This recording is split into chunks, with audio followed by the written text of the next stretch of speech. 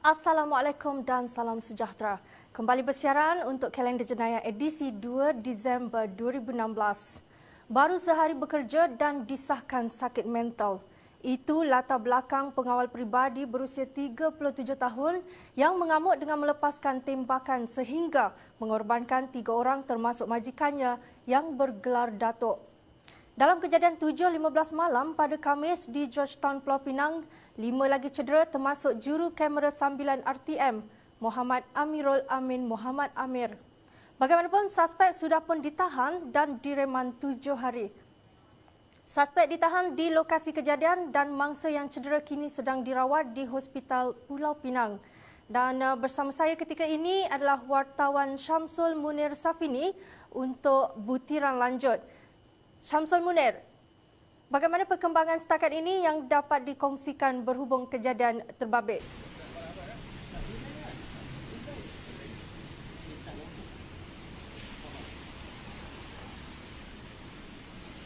Tuan, Amirul kena tembak jarak kurang 10 meter. Boleh? Terima kasih Nurul yang kini berada di studio di Bangsa, dan kini saya berada di Georgetown, Pulau Pinang bagi memberikan perkembangan terkini kejadian tembak yang mengorbankan 3 lelaki serta mencederakan 5 lagi mangsa termasuk 2 orang wanita. Dan bagi mendapatkan gambaran penuh mengenai kejadian, saya kini bersama dengan salah seorang saksi utama kejadian yang melihat dengan mata kepalanya sendiri bagaimana rakan setugas beliau Muhammad Amirul Amin Muhammad Amir yang juga petugas sambilan RTM tumbang akibat terkena tembakan rambang yang dilepaskan suspek.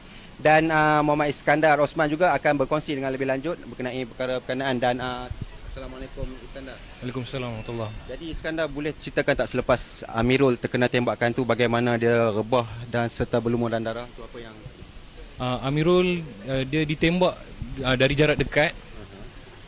Saya lihat selepas dia ditembak, dia memegang dada dia sebelah kiri. Dan tu jarak dengan Amirul Tak begitu jauh, dalam 10 meter macam tu saja. Lepas tu saya lihat Amirul dia pegang dada dan cuba bergerak untuk mencari tempat dia terduduk. Dan selepas itu suspek lelaki yang memegang pistol itu melepaskan tembakan secara rambang. ke arah mana tu? Ke arah saya, kalau saya ingat mungkin ke arah saya ataupun ke arah lain. Tapi saya terus bergegas melarikan diri, menyelamatkan diri terlebih dahulu. Dan tu perasaan yang timbul dalam perasaan Iskandar ketika itu, adakah Iskandar nak berlari selamatkan Amirul ataupun macam hubungi kawan-kawan ke? Waktu itu memang saya amat panik sebab tak pernah berhadapan dengan situasi ni. Jadi saya terus lari, cuba cari tempat bersembunyi. Perkara pertama yang saya buat, saya menghubungi talian kecemasan 999 memaklumkan kejadian. Yang mana saya memaklumkan kawan saya ditembak dan ada berlaku kemalangan berhampiran susur keluar jambatan Pulau Pinang. Selepas itu saya cuba menghubungi rakan wartawan yang lain untuk memaklumkan kejadian ini sebelum saya menghubungi Ketua Polis Daerah Timur Laut untuk memaklumkan lah. Ketika kekecohan tu berlaku, mungkin Is ada dengar tembakan lagi ke? Waktu saya cuba menyelamatkan diri, saya dengar beberapa bunyi das tembakan yang saya tak tahu datang dari arah mana. Dan saya pun beranggapan yang suspek cuba mengejar saya kerana saya berada terlalu hampir dengan mereka waktu kejadian. Berapa lama Iskandar bersembunyi time tu, mungkin Iskandar ingat? Lebih kurang 5 hingga 10 minit saya bersembunyi. Lepas saya menghubungi semua kawan-kawan saya terima panggilan daripada Amirul. Amirul menghubungi saya, dia minta untuk datang kepada dia. Untuk waktu itu saya jadi serba salah, sama ada memikirkan keselamatan diri saya ataupun keselamatan diri dia. Saya bimbang kalau saya pergi ke lokasi kejadian, kemungkinan suspek ada lagi di sekitar kawasan itu. Tapi apabila saya melihat ramai orang pengguna jalan raya yang berkerumun mengelilingi mangsa, saya berani pergi ke arah mangsa, ke arah Amirul. Dan saya bertanya kepada dia, macam mana keadaan hang Amirul? Amirul cakap, dia cuma mengangguk kepala okey. Dan dia minta saya untuk menyelup seluar dia, poket, untuk mengambil kunci motor. Dan ketika itu keadaan dia memang berlumuran darah. Dengan memang penuh darah, baju seluar penuh darah. Jadi saya ambil dia punya kunci dan telefon bimbit. Dan saya terus menghubungi rakan-rakan lain untuk minta bantuan ambulan. Okey, terima kasih Iskandar.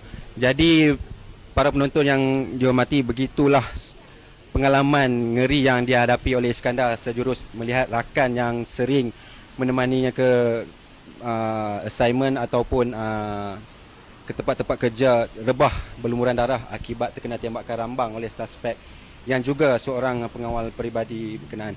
Dan bagi mendapatkan maklumat lanjut mengenai kes serta siasatan awal kejadian tembak berkenaan, bersama saya sekarang ialah Ketua Polis Daerah Timur Laut, Assistant Commissioner Mio Farid Al-Atrash Wahid bagi memberikan komen lanjut mengenai kes.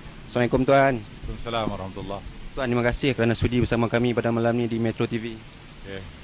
Tuan, mungkin boleh Tuan ceritakan sedikit keadaan mangsa yang sedang dirawat di hospital kita ni, 5 orang tu kan?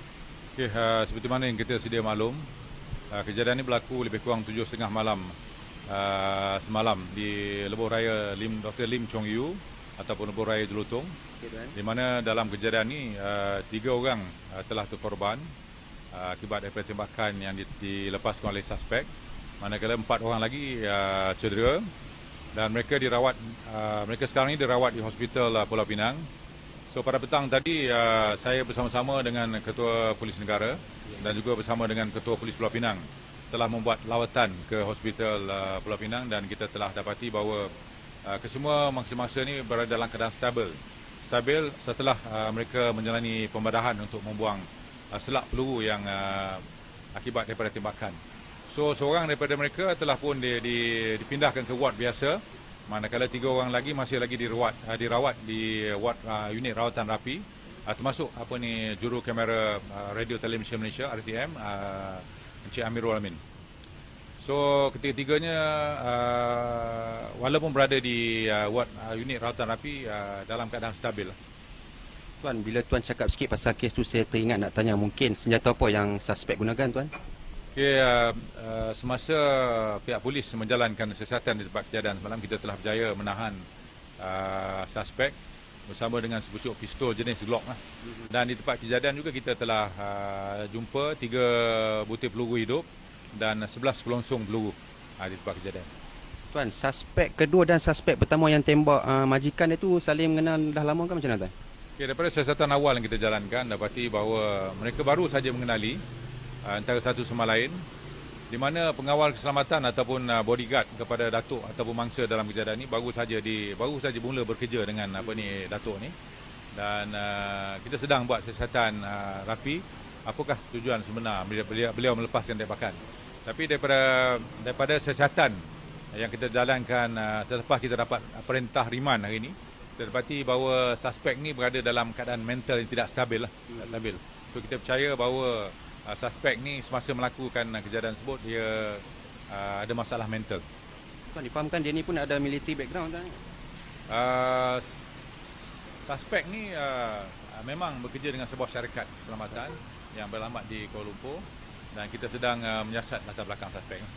Okey Tuan, mungkin Tuan terbaca dalam komen di media sosial yang memberi komen negatif, kononnya Penang terutamanya di daerah Timur Laut ni sudah tak selamat selepas satu kejadian tembakan, berlaku lagi satu kejadian tembakan. Mungkin respon Tuan mengenai komen-komen berkenaan Tuan.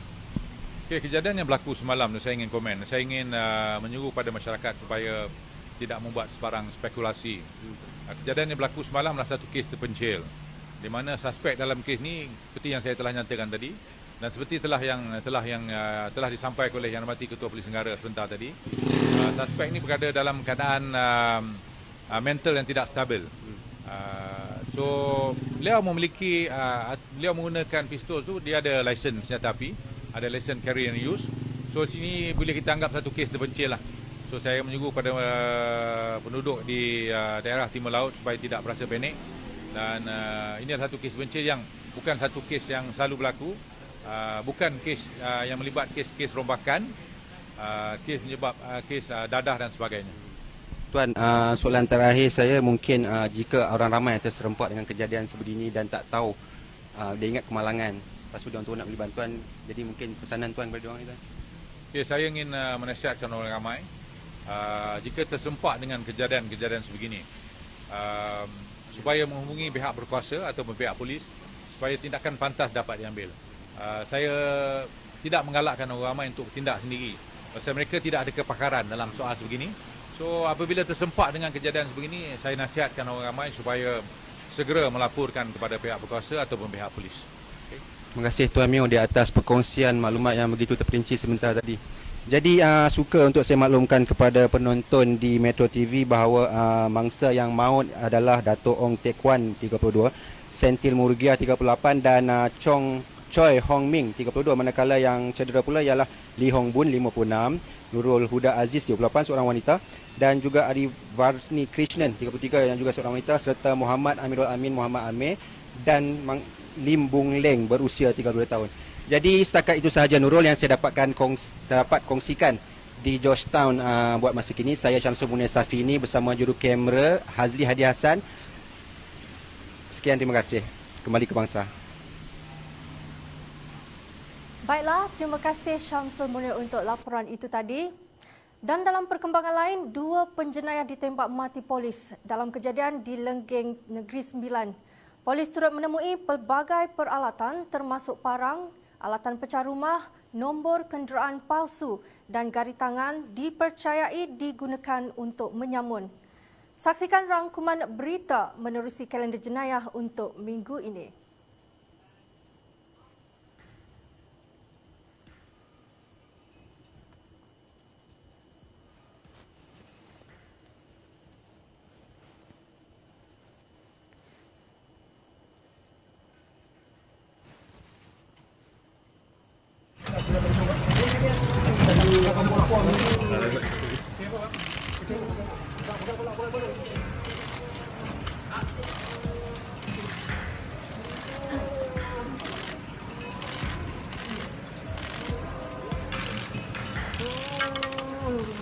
Mirul kat mana? Nak isap mana? Mengucap kat mana?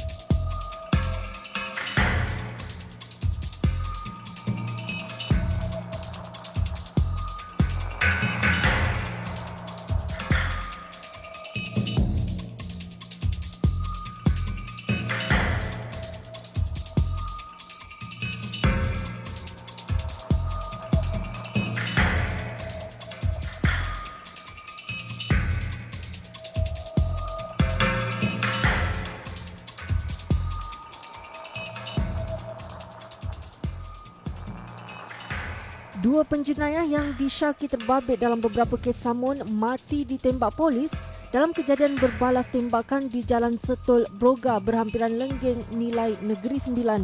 Pasukan polis dari bahagian siasatan jenayah berat Bukit Aman dan Ibu Pejabat Polis Kontingen Negeri Sembilan melancarkan operasi khas susulan 4 kejadian samun dinilai sebelum mengesan sebuah Honda Accord menggunakan nombor pendaftaran palsu di Jalan Seremban Mantin pada 9.30 malam. Ketua Polis Negeri Sembilan, Datuk Jaafar Muhammad Yusof berkata, polis mengarahkan kereta dinaiki 2 lelaki berusia lingkungan 30-an itu berhenti, namun mereka memecut laju dan melepaskan tembakan ke arah kereta polis.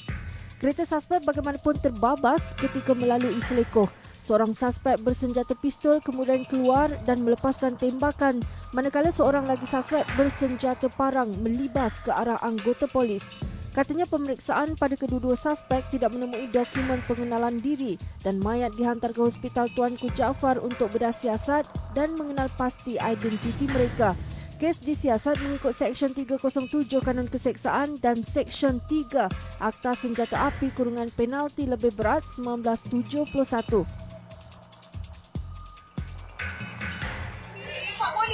Lepot polis, lepot lah. Kita apa lepot polis?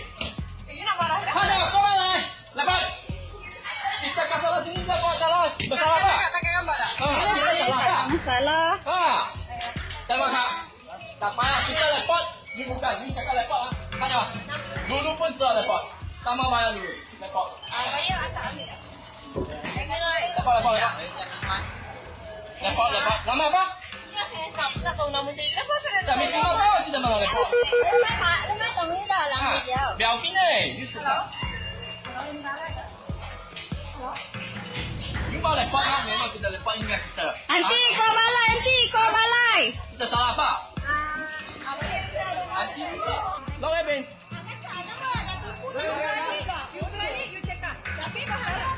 Lapa. Lapa, tapa. Kita balik dulu. Tengok. Ya. Oh. Nah, you may kerja serambi. Saya takut nak tengok. Saya serambi. Ni jalan dah boleh ya?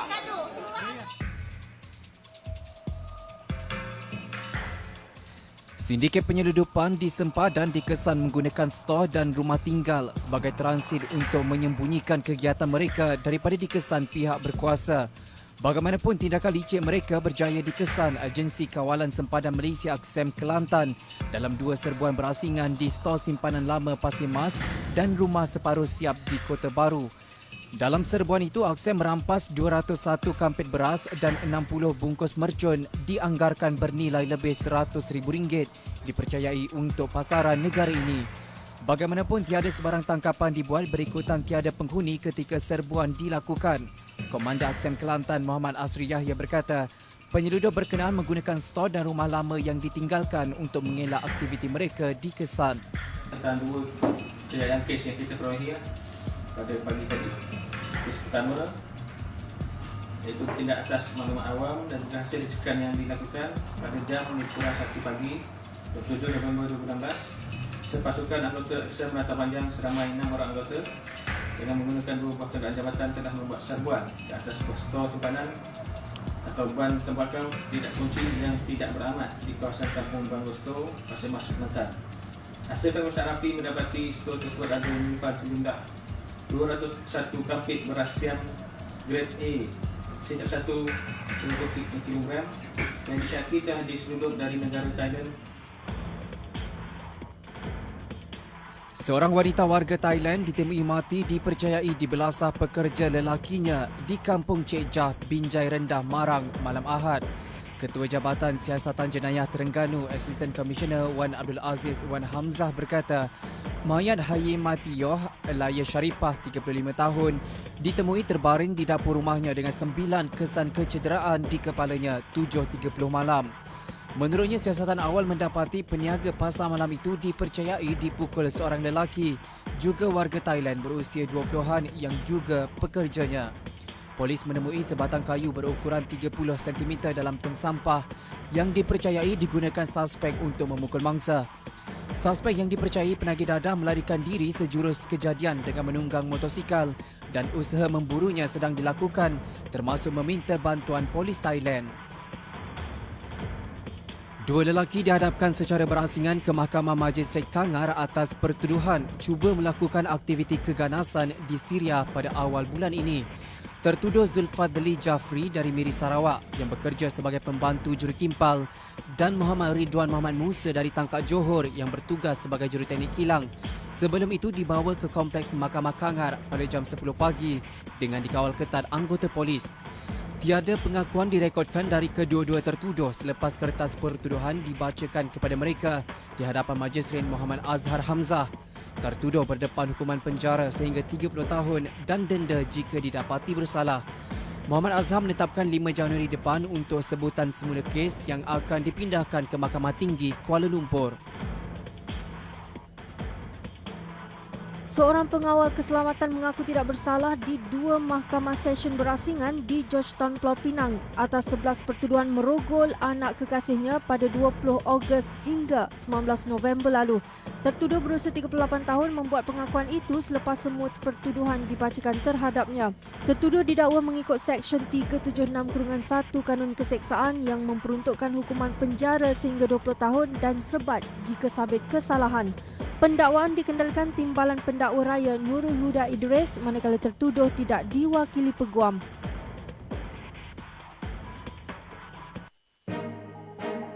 Polis menyerbu klinik bersalin di Klang, Selangor untuk menjalankan pemeriksaan susulan laporan stesen televisyen Al Jazeera mengenai kegiatan penjualan bayi. Operasi khas dinamakan Ops Baby itu dijalankan sepasukan pegawai dan anggota dari Unit Anti Pemerdagangan Orang dan Penyeludupan Migran Bukit Aman diketuai Superintenden Cha Hong Fong bermula 2 petang. Sumber polis berkata operasi itu dijalankan hasil risikan dan maklumat mengenai laporan stesen antarabangsa itu. Setakat ini tiada tangkapan dibuat dan siasatan lanjut bagaimanapun masih dijalankan. Serbuan turut dilakukan terhadap 3 premis di Puchong, Tanjung Sepat dan Labu, Negeri Sembilan. Sembilan warga Filipina dan seorang warga Indonesia mengaku bersalah di Mahkamah Magistrate Port Dickson, Negeri Sembilan atas tuduhan menggunakan MyCard palsu dan menyimpan MyCard milik orang lain minggu lalu. Semua tertuduh membuat pengakuan itu sebaik pertuduhan dibacakan jurubahasa secara berasingan sebelum dijatuhi hukuman penjara oleh Magistrate Siti Khairiah Abdul Razak. 4 lelaki warga Filipina masing-masing berusia 30 hingga 42 tahun itu dihukum penjara selama 18 bulan. Mereka didakwa mengikut Peraturan 25/1/I Peraturan Pendaftaran Negara 1990 Pindaan 2007 dan boleh dihukum mengikut peraturan sama dan sabit kesalahan boleh dipenjara maksimum 3 tahun atau didenda maksimum RM20,000 atau kedua-duanya sekali. Mereka didakwa melakukan kesalahan itu ketika ditahan penguat kuasa Jabatan Pendaftaran Negara dalam serbuan di sekitar Port Dickson pada 26 dan 28 November lalu.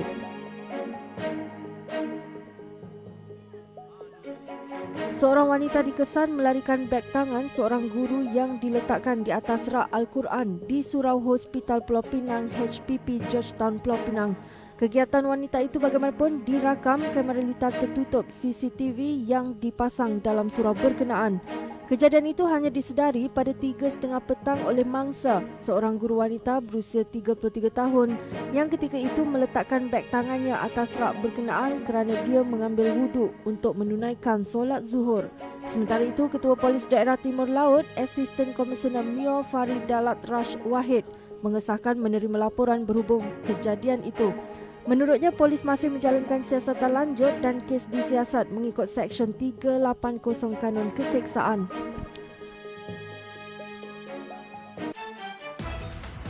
Disebabkan merogol seorang gadis lembam hingga mengandung 4 bulan pada Julai lalu, seorang buruh dihadapkan ke Mahkamah Session Kota Baru Kelantan. Bagaimanapun tertuduh, Muhammad Faizal Adlan Hussein mengaku tidak bersalah melakukan perbuatan itu dan meminta untuk dibicarakan. Mengikut pertuduhan, dia didakwa merogol seorang gadis lembam berusia 23 tahun di sebuah bengkel membaiki basikal di Kampung Pematang Pasir, Gunung Bacok pada 8:30 malam Julai lalu. Kesalahan itu didakwa mengikut Seksyen 376/2/K Kanun Keseksaan yang sabit kesalahan boleh membawa hukuman penjara maksimum 20 tahun dan dikenakan sebatan. Mahkamah kemudiannya memutuskan tiada jaminan kepada tertuduh yang ditangkap pada 20 November lalu dan 29 Disember depan sebagai tarikh sebutan semula kes. Ini surat Innal ladzina qalu rabbuna Allah summa istaqamu fala khaufun 'alaihim wala hum yahzanun. Penguat kuasa Jabatan Agama Islam Melaka dan Kementerian Dalam Negeri merampas 500 alas kaki menggunakan kertas mengandungi ayat Al-Quran dan hadis sebagai pelapik pada bahagian dalam. Ketua Bahagian Penguat Kuasa Jabatan Agama Islam Melaka Rahimin Bani berkata, rampasan itu dilakukan hasil pemeriksaan di sebuah gudang penyimpanan di Kerubung Melaka pada 2:30 petang. Katanya hasil pemeriksaan awal dilakukan pihaknya mendapati pembekal terbabit mendakwa memperoleh alas kaki berkenaan dari Indonesia. Alas kaki itu disimpan di gudang berkenaan sejak Februari lalu selepas pihak pembekal menyedari pelapik pada bahagian dalam menggunakan kertas mengandungi ayat Al-Quran dan hadis lalu mengasingkannya. Katanya alas kaki yang dirampas dari gudang berkenaan juga akan diserahkan kepada Kementerian Dalam Negeri sebelum dilupuskan.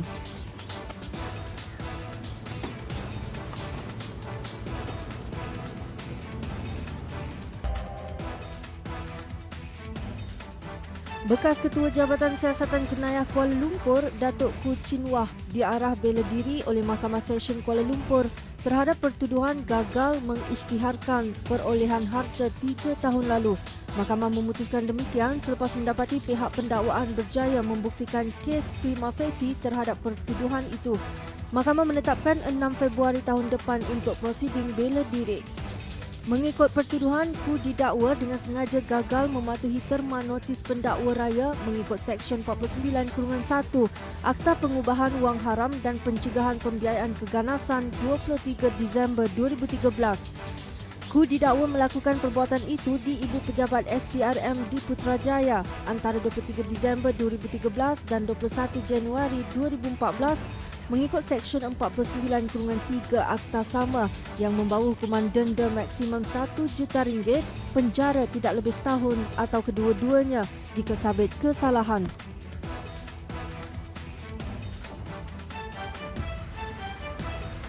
Pegawai kanan pihak berkuasa tempatan PBT Melaka yang ditahan Suruhanjaya Pencegahan Rasuah Malaysia bagi membantu siasatan meminta sogokan untuk kelulusan projek dibebaskan dengan ikat jamin RM100,000 oleh Mahkamah Magistrate Air Keruh Melaka. Suspek berusia 55 tahun bergelar Dato' itu diremang bermula Selasa lalu mengikut Seksyen 17(A) Akta SPRM 2009 sebelum dibebaskan dengan 2 penjamin. Jaminan dibenarkan penolong pendaftar Mahkamah Magistrate Muhammad Anwar Ostadi. Suspek tiba di mahkamah pada 9.15 pagi sebelum meninggalkan perkarangan mahkamah 10 minit kemudian. Media sebelum ini melaporkan akaun dan aset milik suspek yang bernilai puluhan juta ringgit turut dibekukan.